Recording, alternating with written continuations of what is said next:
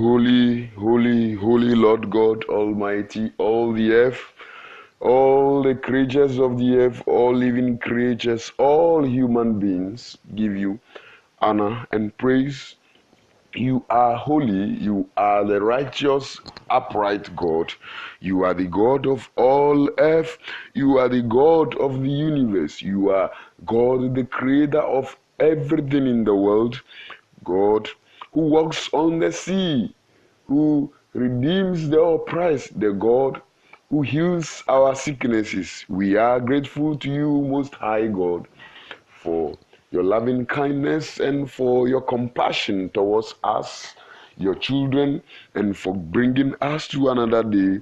Glory and praise and honor be unto your holy name. For all your goodness, all your goodness, all your mercies towards us.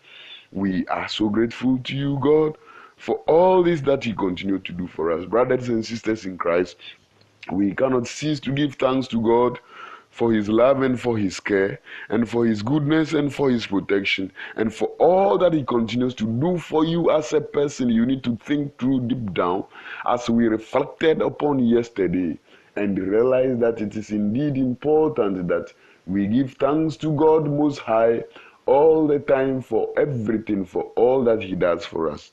I invite you specially to today, Wednesday, 30th May's edition of Bright Morning Reflections. I am the Reverend Bright Mawina Mfujo of the Evangelical Presbyterian Church Ghana and your author of Bright Morning Reflections. I bring to you today's reflections from the Gospel of Mark chapter 6 verse 45 to 56. Mark Gospel chapter 6 verse 45 to 56. I read the text from the International Standard Version of the Holy Bible. Jesus immediately had his disciples get into a boat and across to Bethsaida ahead of him while he sent the crowd away. After saying goodbye to them, he went up on a hillside to pray. When evening had come, the boat was in the middle of the sea, while he was alone on the land. He saw that his disciples were straining at the oars because the wind was against them. Shortly before dawn, he came to them walking on the sea. He intended to go up right beside them, but when they saw him walking on the sea, they thought it was a ghost and began to scream. All of them saw him and were terrified. Immediately he told them, "Have courage, it's me. Stop being afraid." Then he got into the boat with them, and the wind stopped blowing. The disciples were utterly astounded because they didn't understand the significance of the loaves. Instead, their hearts were hardened. When they had crossed over, they came ashore to Gennesaret and anchored the boat. As soon as they got out of the boat, the people recognized Jesus. The word of God. Thanks be to God. Beloved in Christ, on Monday, we began this book and saw how Jesus Christ had compassionate on a multitude, that he fed over 5,000 people with 5 loaves of bread and 2 fish. The text for today is a continuation of what had happened after Jesus Christ had fed the multitude.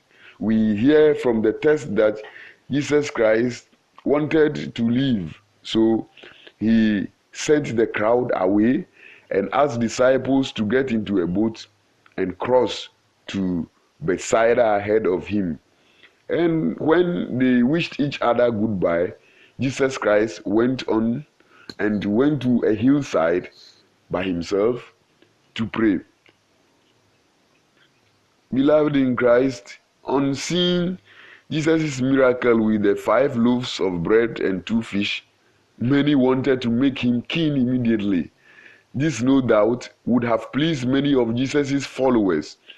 But for him, it presented a possible temptation.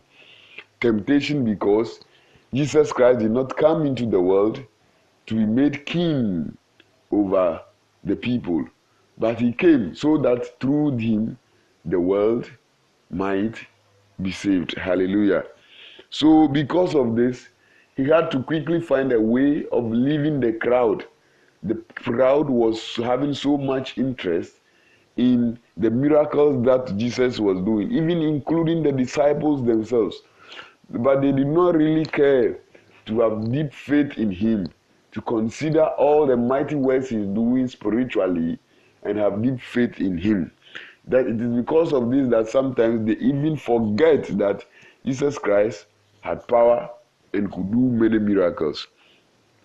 Jesus Christ did not also want his disciples to share in a popular effort to make him king and lead the nation against the Romans. So he sent the disciples away to go on ahead of him to Bethsaida, while he escaped into the hills where he could be alone and pray. Jesus needed to pray because he had many problems. The religious leaders opposed him. Herod Antipas was a cruel man and was afraid and wished for his death. And now there were the people who wanted to make him a national leader. Jesus had to refuse the temptation to choose power rather than love, because it was for love that he came to earth, not for power. The Greek words in verse 15, translated as "it's me" or "it is I," mean "I am." It is possible that Mark used the name of God here. We hear from Exodus chapter 3 verse 14 that Jesus says that "I am," or God says that "I am." So for this word to be used for Jesus is a confirmation or a reminder to the audience of Mark that Jesus has the same power as God, or Jesus is God. We read from Job chapter 9 verse 8 that God walks on the waves of the sea. So Jesus also, after some saw that the disciples on the lake were in trouble because the storm was against them, he approached them. He was walking on the sea, and when the disciples saw it, they were terrified and even said that the person coming was ghost. I wonder whether now their fear would be for the storm or the ghost, the supposed ghost that was approaching them. But beloved in Christ, it was the real Jesus. The person walking was real Jesus. Let us learn quickly that Jesus has power over sickness, unclean spirits, and even over nature. He decides what to do. In Mark chapter 4, there was this storm when Jesus was asleep, fast asleep in the boat, and they were traveling across. Jesus was asleep, and there was this storm. They were terrified and were calling Jesus, "Don't you care that we perish?" When Jesus got up, raised it, and immediately he asked the storm to be calmed, and immediately it got calm. Jesus Christ went ahead. He fed 5,000 people with 5 loaves of bread and 2 fish. Yes, hours or minutes, and this happened, and these people were as if they didn't know Jesus and the power that he had. Jesus Christ has power over everything. He decides what to do. He can ask the sun to stand still. He can ask the moon to be still. He can ask you to remain where you are. He can decide to do anything that he chooses. He decides to put a fetus into the womb of a woman and for 9 months bring it out as a baby. Look at how you started your life. You were very young. You were just something. You didn't know how you even came to earth. But now you are an old person. Yes, that is the power of God. That is the power of Jesus, who is able to do all things. So he has power over anything at all. No person, no human, no spirit has power as Jesus has. Secondly, I want to draw your attention to the fact that Christians must remember that Christ is with them in their troubles to give them peace. Hallelujah. Yes, the disciples were so terrified. But Jesus was watching them from afar, and he got closer to them. What kind of trouble are you facing? What kind of problem are you struggling with? What kind of health issues do you have? What kind of financial troubles do you have? What kind of persecution are you facing? The assurance for you today is that God is with you by the power of Jesus Christ in all your troubles. Take note of that. In all your troubles, in all your troubles, Jesus Christ is with you. God is with you. You must remember that he had never forsaken anybody, and he had never spoken a word that came back without manifesting in the lives of his people. So I don't know. Many times we begin to think about all our problems and forget about how big our God is.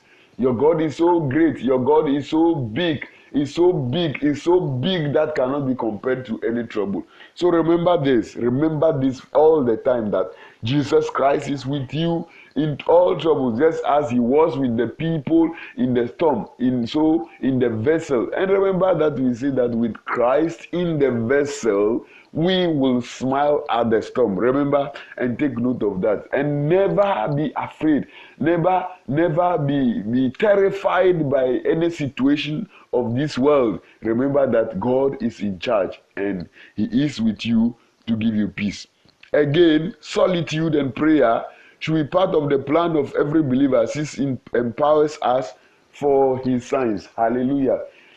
Jesus Christ, after teaching, giving, feeding the people and doing all these things, he sent the disciples to go on ahead, and he prayed. He went to the hillside to pray alone. Yes, Jesus Christ sometimes will pray with his disciples, sometimes will pray with the crowd, the multitude that follows him.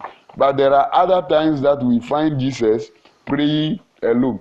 It's important that you find that time after Jesus Christ and the disciples had gone to the house of the in-law of Peter to heal her of fever, and then they brought so many people for him to heal that day. Early in the morning, he got up, went by himself to pray. It's important that apart from all the fellowship meetings, the prayer meetings, and the Bible study meetings, and your Sunday services, and all have you have to find time by yourself, alone in your corner and in your closet, to communicate with your God. Jesus Christ is a perfect example of this. Even though he was a divine person, he still found the need to go and communicate with the Father in solitude. We have to learn that. We have to learn that. Believers have to learn that we find time alone and speak with our God. It's important. That day, that time, with that, we are empowered to receive signs from him. We are empowered to let the signs of Jesus that he has made to make manifest in the lives of people too. Hallelujah. And I want to add finally that premature fame or infamy are ministry killers. Refrain from them. Remain focused on your mission rather. Hallelujah. Many people want to become famous. You see, from my introduction, I had said that the people wanted to make Jesus an earthly king. When he realized it, he needed to run away from them so that he is not distracted from the love that has sent him from the Father in heaven to come to the world. So he ran away from them. Sometimes people want to make us famous. They say, hey, this man of man is so powerful. Yes, you should thank God for it. Not to receive these things and become so proud, and people even want to fight for power. Pastors are fighting for power. Pastors are fighting for fame. Fame will come, but if it comes prematurely, your ministry will be killed.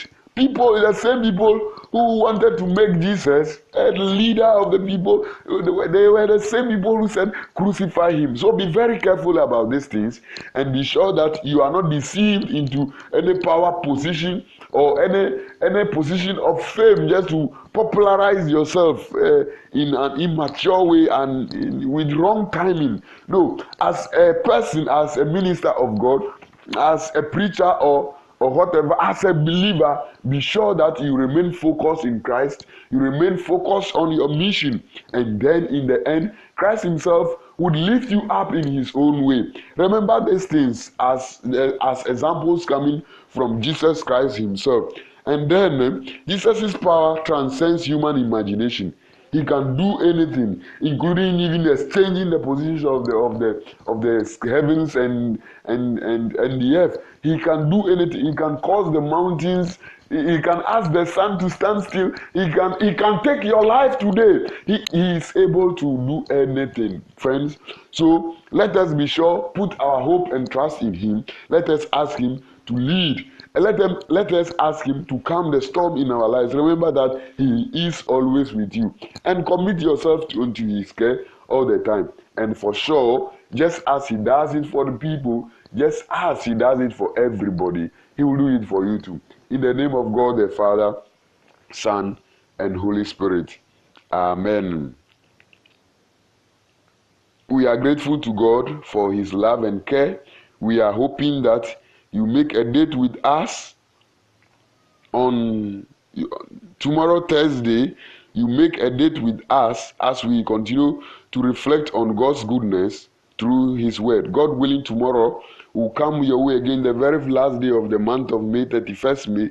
And our text is Mark chapter 7, verse 1 to 23. Until then, we wish you a blessed day. I am the Reverend Bright Mawena Umfojo. God bless you and continue to bless you now and forevermore. Amen.